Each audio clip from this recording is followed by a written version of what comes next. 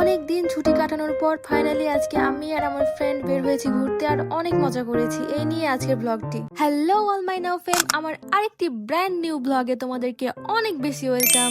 তো এখন বাজে রাত 2টা আর আমার একদমই ভালো লাগছিল না, মুড সুইং হচ্ছিল, এজন্য আমি বানিয়ে নিয়েছি আমার পছন্দের কোল্ড কফি অ্যান্ড একটু বিস্কুট খাচ্ছিলাম কারণ আমার ক্ষুধা পেয়েছে অনেক। আসলে হুট করেই মনে হলো যে ব্লগটা আজকে রাত থেকেই শুরু করি। আর আমরা যে কালকে ঘুরতে বের হবো এটার প্ল্যান আমরা রাতে বসে থেকে করছিলাম, যদিও আমাদের প্ল্যান সবসময় সফল হয় না, বাট আমরা ভেবে রেখেছিলাম যে আমরা বের হবই। রাতের সব কাজ শেষ করে আমি ঘুমিয়ে পড়ি আর এটা হলো পরের দিন বিকাল। আমি এখন রেডি হয়ে নিব ঘুরতে যাওয়ার জন্য। এই জন্য আমি প্রথমে সানস্ক্রিন ইউজ করে নিয়েছি জাপান সাকুরার। এই সানস্ক্রিনটা আমার অনেক বেশি পছন্দ কারণ আমি যেহেতু স্টুডেন্ট, একটু বাজেট ফ্রেন্ডলি সানস্ক্রিন আমার জন্য বেস্ট মনে হয়েছে।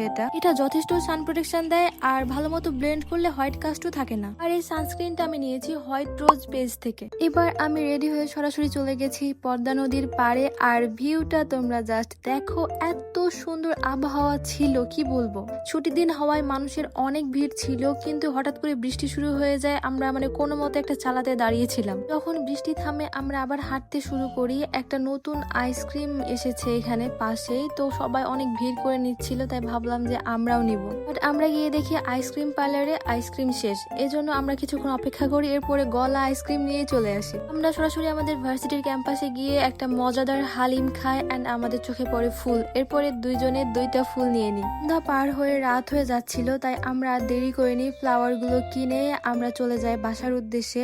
আর বাসায় চলে আসার পর আমি ফুলটাকে সুন্দর মতো ফুলদানিতে রাখছিলাম পানিতে ভিজিয়ে। আমার কিউটি ফ্রেন্ড আমার জন্য বিরিয়ানি রান্না করে নিয়ে এসেছিল তখনই, আর এটা অনেক বেশি মজা ছিল। তাকে অনেক অনেক থ্যাংক ইউ, সে আমার ভিডিও দেখবে। তো আজকের ব্লগ এ পর্যন্তই, দেখা হচ্ছে নতুন ভিডিওতে।